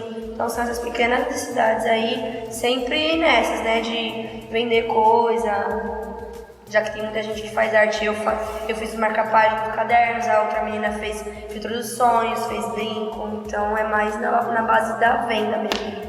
Tem uma coisa que eu acho que é bem importante, assim, que estava bem presente no início do cursinho, né, e na construção do cursinho, é que o trabalho primeira coisa é que quem paga escolhe a música, né? Qualquer rádio sabe disso, né? Que o jabá é isso, quem paga escolhe a música, quem paga dá a linha, faz o outro dançar. Então é importante que o financiamento do cursinho ele possa ser um financiamento que a gente não vai, a gente é pobre, então a gente vai ter que trabalhar para ter o dinheiro. E aí a gente trabalha para ter o dinheiro, a gente faz as festas, a gente faz o sarau, a gente tenta arrecadar o dinheiro. E a noção, a gente pensou muito nessa autonomia financeira do cursinho e a nossa também autonomia política, né? E a nossa autonomia crítica, né? Então, se a gente produz, se a gente trabalha e a gente banca o nosso com o fruto do nosso suor, a gente também pode decidir os rumos do cursinho, né? Então, porque também está muito forte hoje. Principalmente na quebrada, o esquema do edital e o esquema do financiamento, né? Então tem sempre um debate. Eu acho que nem se trata de dizer que as pessoas não têm que pegar, não se trata de falar que as pessoas têm que fazer, mas a gente faz diferente. Então eu acho que nem se trata de falar o que é bom e o que é ruim, mas a nossa construção, a construção do cursinho, ela passa por esse elemento, né, de que o nosso suor nós conseguimos fazer, e é isso, a gente não precisa de um dinheiro muito alto, foram R$600 que bancou o cursinho o ano inteiro. E uma coisa que foi muito importante, né, a gente construiu o primeiro, né, sei lá, que a gente conseguiu fazer, né, o sarau dos cursinhos, o pessoal da Lapa, da Leste, da Sé, o pessoal do Projeto Raiz e o pessoal do Transformação e do Cursinho Popular do Capão Polar. Então foi muito legal, assim, muito bacana aquela roda de conversa que a gente fez. E quando surgiu o tema do financiamento, foi muito importante ouvir o pessoal do Projeto Raiz, que o Projeto Raiz é um cursinho que tem ali na Zona Sul também, mas é o outro lado da ponte, é lá na Interlagos. E ele já tem uma caminhada muito mais longa, eles já tem quase 20 anos, tem 18 anos de história, então eles estavam brincando que eles agora se tornaram adultos, né? E eles contaram que o trabalho começou com a igreja, o setor da igreja mais de luta, né? O pessoal da Teologia da Libertação, as freiras e tal, começou a construir o cursinho junto com o movimento negro. E o cursinho passou por vários momentos e eles falaram que em um determinado momento chegou a ONU e falou para os caras: vocês fazem um CNPJ e a gente deposita R$100 mil na sua conta.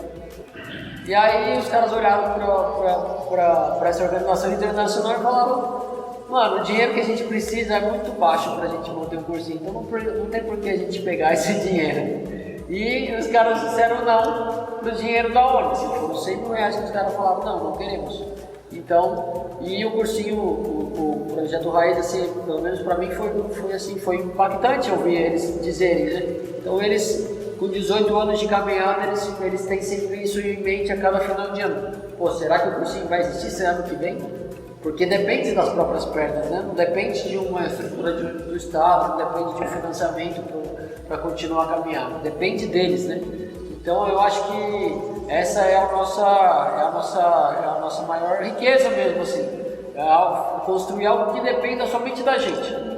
E eu acho que resgatar um elemento que de algum modo foi escanteado na quebrada, principalmente em São Paulo, que, por exemplo, as posses na década de 90 era muito baseada nisso, né? Uma relação de solidariedade que a galera da quebrada fazia então tinha várias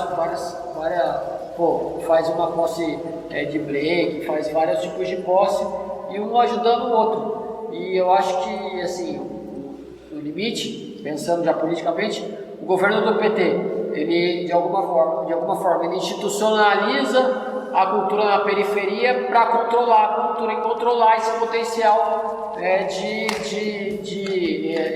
esse potencial de não só de a cultura é sempre uma parte muito forte da política dos de baixo, né, da política dos pobres.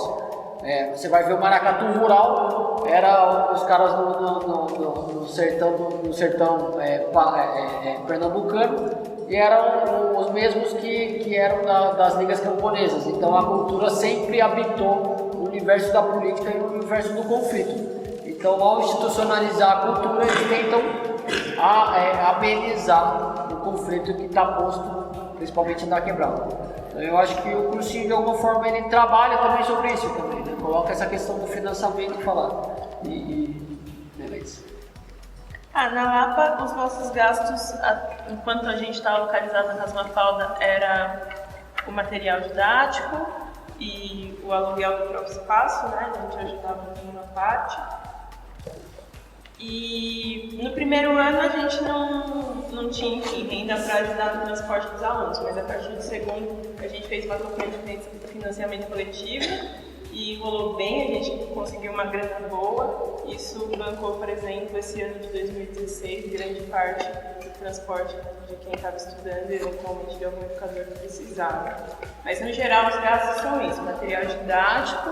Hoje a gente está localizado no Mané Garrincha, então a gente também ajuda com uma parte ali, o transporte dos estudantes e a gente tem um caixa reserva para, enfim, se alguém tiver algum perrengue, por exemplo, não conseguir isenção para pagar a taxa da FUVEST, a gente ajuda nesse sentido.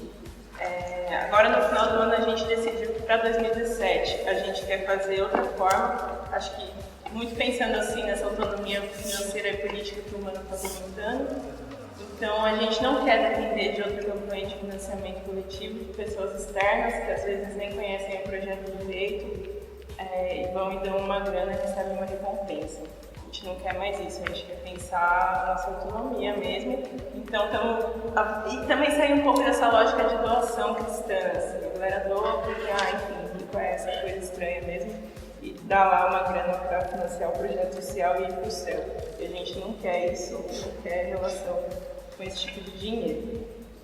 E então a gente vai bancar. A gente está numa proposta aí um pouco, não sei, polêmica, né? De que os estudantes e as estudantes coloquem também uma grana mensal, se conseguirem, não é obrigatório, mas enfim. Também estão ali construindo, então talvez seja interessante mesmo que seja, sei lá, R$10 por mês de 15 estudantes, já dá uma grana que dá para bancar bem. E os educadores também. Acho que é um pouco isso. E isso está se estendendo, acho que pelo que eu entendo assim, para a Penha também. Agora a gente está desabrigado também, não tem mais a garagem do companheiro, então não sei como vai ficar o espaço, que a gente vai conseguir seguinte, se a gente vai precisar bancar algum lugar, alguma coisa, mas de acordo com esse gasto, a gente avalia qual o melhor método, né?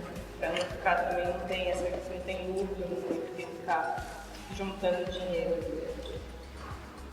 Nesses meses de aula do cursinho da Penha, a gente teve gasto, acho que com caneta para lousa. E foi coisa pouca, assim, né? Não lembro. Pipoca, pipoca, filme que a gente viu. E antes de começar o cursinho, a gente fez uma festa pra tentar arrecadar um dinheiro e comprar algumas coisas. Foi isso. E isso caiu notícia também, né? Como é que a gente pensa pro próximo que a gente tá pensando. Mas acho que no geral essa ideia é muito semelhante das suas. Se a gente precisa de grana, a gente vai lá e não pode ganhar grana. Vai vender alguma coisa, vai fazer rico, vai vender, sei lá, juntar grana pra gente. É isso. Muito essa questão do movimento financeiro. Por causa da série, acho que é bem próximo também, né? Tipo, a série, como tem um espaço ali, o Maneirante, eles também têm algumas demandas do tipo, sei lá, luz, água, gás, material de limpeza. E aí nas festas que eles fazem, porque eles fazem festas lá, enche atividades, aí rolam algumas vendas de comidas e tal, da galera do cursinho, e aí esse dinheiro vai pro caixa. Aí no caixa a gente fez uma organização lá, tipo, tem um caderninho, entrada, saída, quem colabora, porque toda reunião também passa a caixa para alguém que quer colaborar, colocar um dinheiro ali. E eu acho que no caso da Sé, a demanda do dinheiro vai mais em relação a auxiliar o espaço. Gente, além das atividades que os cursinhos, né, tocam em si, que são suas atividades de aula e tudo, das festas para arrecadação e tudo, os cursinhos se envolvem com outras lutas, se envolvem com outras movimentações, organizam outras coisas? Então, no caso do cursinho da Sul, a gente não está diretamente ligado, né? Tipo, não, apoiamos essa causa, não, mas tipo, a gente cola em sarau, a gente dá uma salva em sarau, se precisar fazer uma nota de apoio para algum movimento, né? Que a gente até fez, eu não lembro a gente Não, fez. posso dar. A gente nasceu da luta, né? Então tem que, de certa forma, onde a gente pode ajudar. Se ver que é conivente ao nosso cursinho, onde a gente pode ajudar, a gente ajuda. Acho que na Penha, quando nas manifestações, a gente organizou assim, mas não foi nada muito assim, tipo, vamos ali colar enquanto não arra o cursinho. Tipo, vamos colar, né? Porque acho que é importante fazer parte desse processo também, né? Vocês querem falar como é que foi? Foi bem legal e a gente colou na manifestação, teve algumas discussões também nas aulas e a gente colou, alguns colaram na feira anarquista também, né? A gente colou... a gente foi também. Basicamente foi isso, reuniu essas discussões. Tantos assuntos novos que eles trouxeram pra gente, tipo o documentário aqui do amigo do Cesar que foi pra Amazônia, que tipo, impactou bastante gente, porque eu nunca tinha visto aquilo, né? Tipo, eu não sabia do que rolava por dentro, sabia assim, por cima, mas tipo, você ir lá, o cara veio gravar, tipo, ao vivo. E também foi algumas aulas que a gente teve sobre o racismo e o feminismo, que foram muito importantes também pra gente, que eu achei bem legal. E esse foi o envolvimento, né? Também foi a gente falar com atrás, buscou.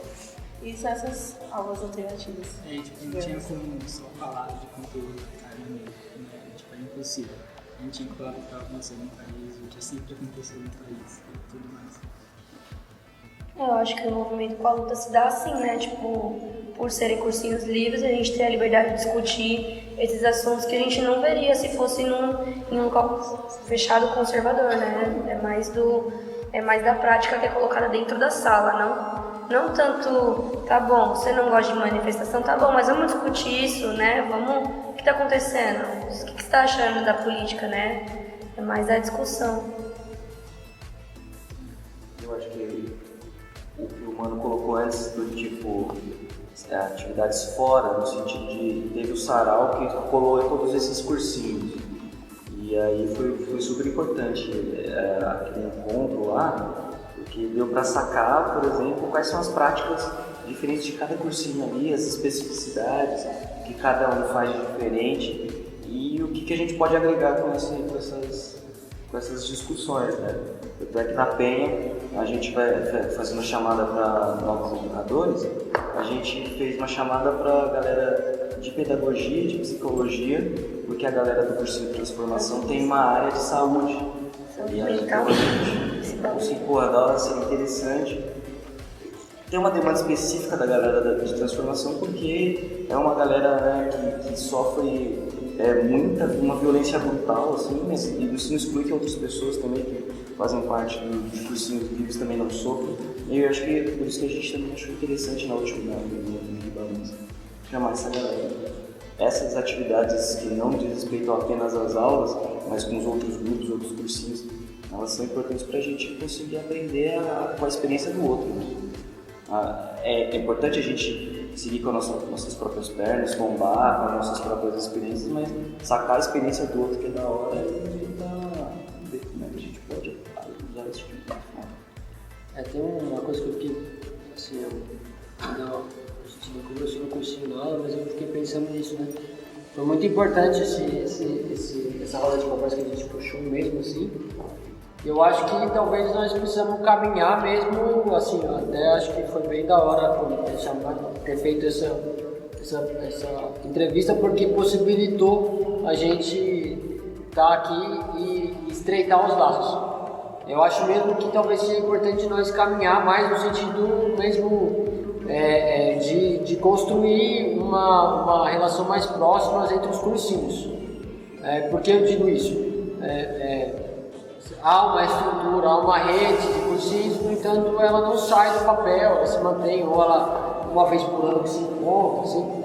E eu acho que talvez o interessante seja a gente começar a pensar mesmo o que nos unifica, e além do que nos unifica, se nosso objetivo não é uma luta por políticas públicas, no caso, de fazer com que o Estado se responsabilize por construir cursinhos, seja onde for, se a nossa luta não é uma luta por direitos, por políticas públicas, qual é o nosso objetivo, né? Quando a gente começa a construir uma relação mais próxima entre alguns cursinhos da cidade.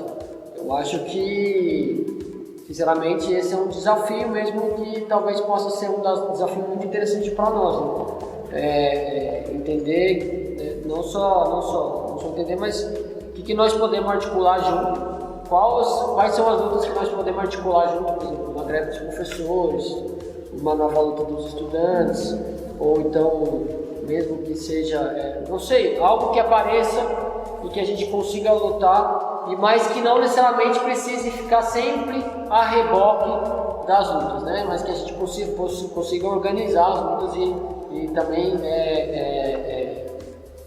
conseguir dar uma forma para a luta que a gente tenha decidido, que a gente acha interessante.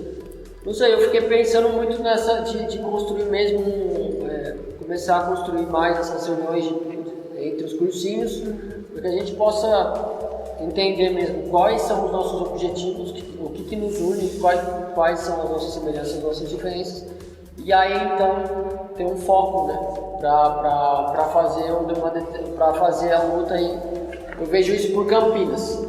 Campinas tem uma rede de cursinhos muito interessante, que chegou num determinado momento que os caras falaram, nós precisamos de uma gráfica, e os caras construíram uma gráfica. Então tem a Maloca, que fica numa quebrada lá de Campinas, que é uma gráfica do Herbert, que é um dos cursinhos populares mais antigos de Campinas, que não só imprime as coisas para a rede de cursinhos, mas imprime também para os movimentos sociais e tal. Então é isso, lá tem uma rede muito estabelecida e eles conseguem atingir os objetivos que eles se propõem. Então eu acho que, assim, de algum modo a gente podia caminhar para esse sentido, né? De uma articulação mais sólida e que a gente pudesse alcançar os objetivos que a gente almeja, né? Juntos. Né? Gente, vocês consideram os cursinhos como experiências contemporâneas de educação anarquista e pedagogia libertária? Sim, não, por quê? No nosso cursinho a gente nasceu com nossos princípios, são meio fundados em princípios anarquistas, mas veio também da concepção de anarquia de cada um, né? Porque às vezes a anarquia para um é só, não tem regra e já é.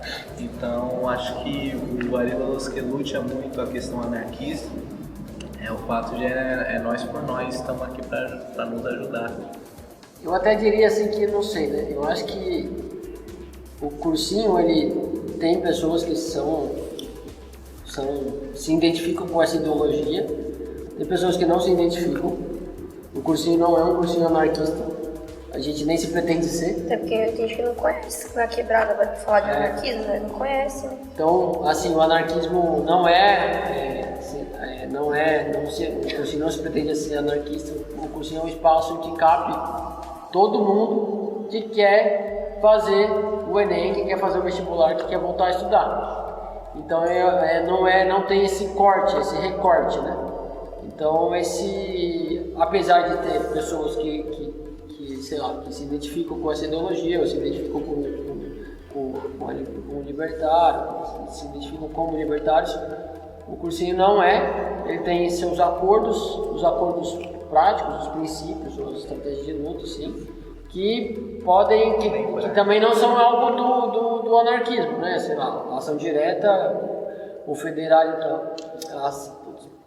a ação direta, a gente tem a autodisciplina, deixa eu ver, autonomia política, financeira e crítica, então não é necessariamente a autogestão, não é algo do anarquismo, né? Então, diversas pessoas podem estando de acordo com essas práticas, né, com a moda de se organizar no cursinho, não necessariamente precisa se dizer. E na verdade eu acho que hoje a nossa...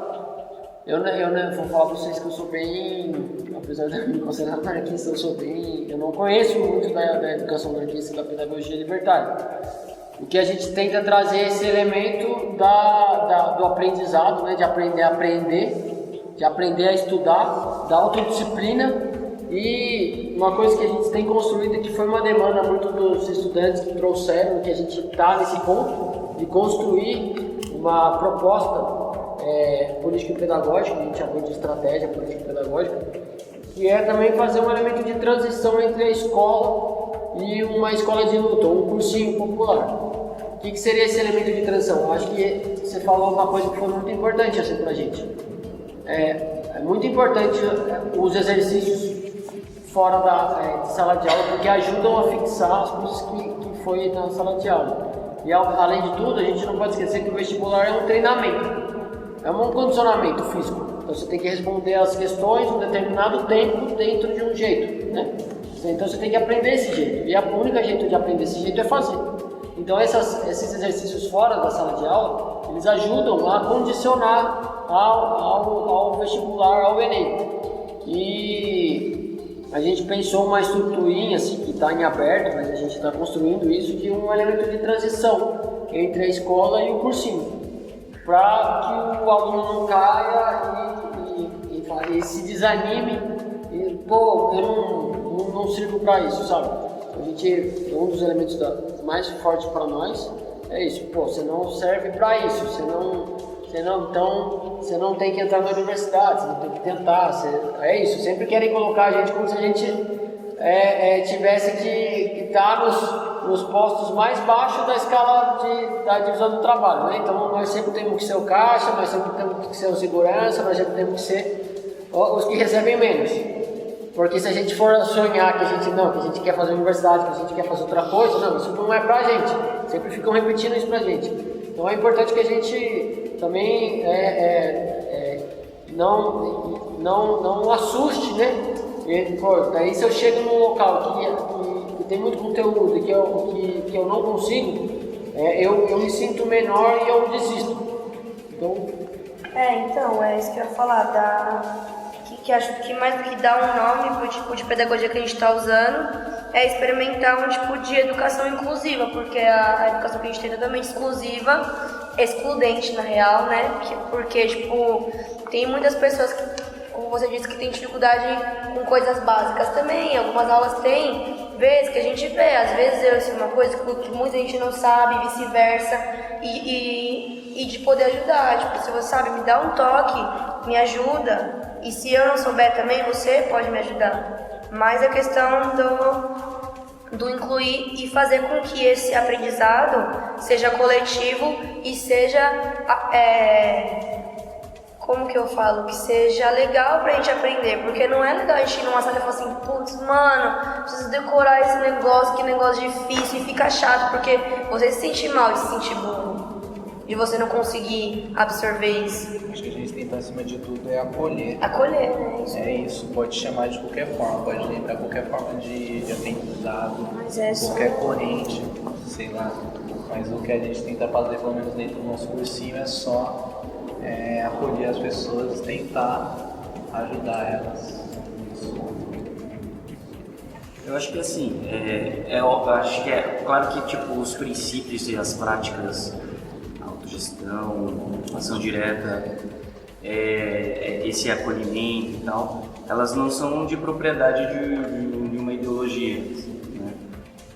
Mas, por exemplo, quando a gente, no caso da Penha, no caso da Lapa também, por exemplo, uma das principais, se a gente fosse pegar, por exemplo, as experiências de educação anarquista, pedagogia libertária, historicamente, a gente tem uma questão com a união do trabalho intelectual e manual que é muito presente, muito forte, né? E no caso da Lapa, por exemplo, as oficinas, elas suprem essa necessidade da não desvalorização de um trabalho manual. O trabalho manual ele não é desvalorizado porque ele é feito por pessoas que não têm supostamente não têm uma instrução ou a capacidade intelectual de exercer dada função. Naquele espaço, a oficina, no caso da xilogravura que teve na Penha também, né, eles são conhecimentos que são tão importantes quanto saber de Aristóteles, sabe? Então eu acho que assim, existem esses elementos, não são de propriedade de uma dada ideologia, não são, mas que nesses espaços a pedagogia libertária que foi construída ao longo de muito tempo por muitas pessoas, né, dentro de um movimento operário, com as suas preocupações, elas são colocadas ali em prática e atualizadas de acordo com as novas demandas, né? E eu acho que na minha opinião, né, a gente não trocou ideia sobre isso nos cursinhos, não sei, mas isso sou eu acho que sim, é uma experiência em pedagogia libertária. No caso de alguns, eu acho que posso supor que são em todos os cursinhos livres, pedagogia libertária. Agora, educação anarquista é quando a instituição, eu vejo assim, a instituição, o cursinho no caso, ele se autoproclama anarquista, no caso da Penha, uma autoproclamação de uma filiação ideológica ao anarquismo. Então acho que sim, a educação anarquista ali, né? O que não significa que todas as pessoas que estão dentro do cursinho, inclusive educadores, sejam anarquistas, mas aquele cursinho ele é anarquista, né? O que faz com que, por exemplo, nas discussões que nem a gente teve, né, sobre anarquismo nas aulas, a gente vai desconstruindo essa ideia de que anarquismo é fazer o que quer. Anarquismo significa uma liberdade, só que uma liberdade liberal, que você faz o que você quer. Então, daí a gente vai desconstruindo. Acho que quando o cursinho se autoproclama anarquista, a gente tem uma maior tranquilidade em falar sobre isso, não é tanto tabu, sabe? Aí a gente fala, e aí as coisas vão sendo desconstruídas na relação, principalmente na relação, né? Quando a gente coloca o princípio em prática, não tanto no discurso, mas mais na prática da relação que se dá entre estudante e educador, entre educador e educador, entre estudante e estudante, né? Porque, por exemplo, uma das coisas que a gente conversou bastante foi que os estudantes começaram a se ajudar mutuamente em fazer exercício. Pô, então eu tava precisando fazer, quem sabe aqui matemática, coisa assim. Aí a galera vai lá e faz, né? Não precisa do educador para mediar essa relação, eles estão se ajudando. Então são os princípios que estão sendo colocados em prática ali. Eu acho que vejo um pouquinho dessa forma. Gente, eu gostaria muito de agradecer a todas e todos que estiveram aqui presentes nessa conversa, dizer que eu aprendi muito nessa conversa sobre todas essas experiências e para mim foi muito rico estar aqui hoje e poder escutar vocês. Só que antes disso, gostaria que vocês pudessem passar os contatos e quem tiver a fim deixar uma mensagem final. Novamente, muito obrigado pela presença de todas e todos vocês. Então, quem quiser achar o nosso cursinho da Sul lá no Facebook, tem a página, né, que é... Como que tá? Cursinho Livre da Sul. Arriba Los que Lucha. Não, Facebook, barra, Cursinho Livre da Sul. Cursinho Livre... Só? Mas o nome da página. Enfim, tem também... Eu acho que é isso, no Facebook tem todas as informações, a gente vai soltando. Bom, a gente só queria deixar o salve para os professores que... a gente tá precisando de professores de física, de matemática e de biologia. Se tiver alguém interessado, dá um salve. A gente vai começar já com os trabalhos, já vamos começar a se reunir, então ia ser muito interessante. Agradecer a todo mundo que tá construindo com a gente, agradecer o Mano também por toda a força. Dar um salve no Bruno também, nosso aluno que conseguiu passar na segunda fase da FUVEST. Que a gente tá muito feliz. Muito obrigada pelo mano, na convite. verdade, assim, Bruno foi algo que deixou todo mundo muito contente, assim, porque é um menino de ouro, um moleque com uma história bem bonita, assim, e a garra dele e a gana dele é isso que ele, é um moleque disciplinado, focado, assim. Foi bem da hora assim, ver esse moleque passar nessa segunda fase da FUVEST, assim, são poucos, né? Até a Luana estava aqui fazendo um desenho que os pobres não entram, né? Aqui na USP os pobres não entram, e é isso mesmo. Só deixar o e-mail é lutasul@inventate.org. A gente também tem um site que é aribalosquelucha.noblogs.org. O aribalosquelucha, o los é com X, mas está lá na página também do Facebook do nosso site. E as inscrições do cursinho, se vocês quiserem, a gente pode conversar também. Mas começa agora dia 20 de janeiro e termina dia 18 de fevereiro. E é isso, Arriba Los que Lucha. Arriba Los que Lucha.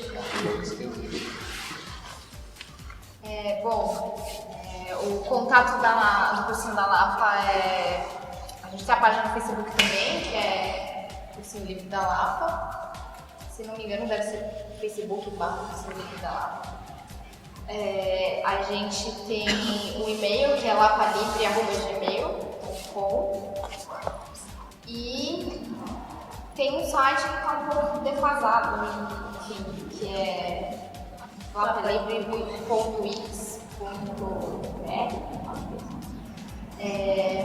Enfim, também queria agradecer, eu também acho que aprendi muito aqui com vocês, essa troca de experiências entre os cursinhos é sempre muito rica, assim, sempre muito importante. Eu acho que a gente precisa mesmo fazer mais isso, assim, ter isso como uma prática política constante nossa, assim. Bom, o contato do Cursinho Livre da Penha é no Facebook, só você procurar o Cursinho Livre da Penha.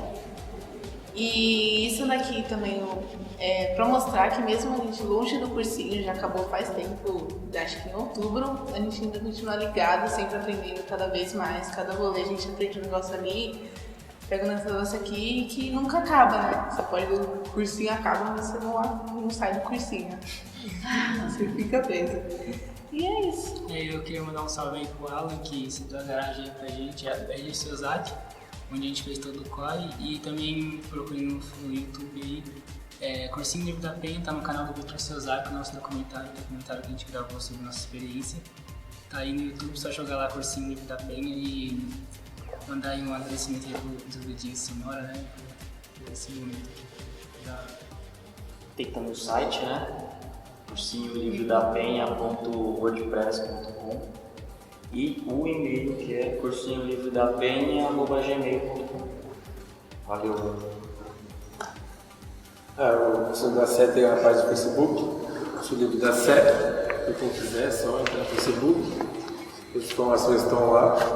É isso aí. Obrigado a todo mundo, valeu a conversa, muito enriquecedora e valeu mesmo.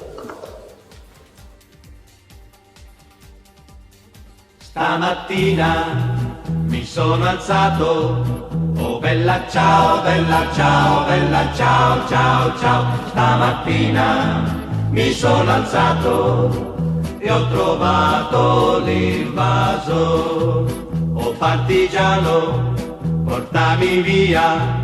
Oh bella ciao, bella ciao, bella ciao, ciao, ciao. Partigiano, portami via, che mi sento di morire.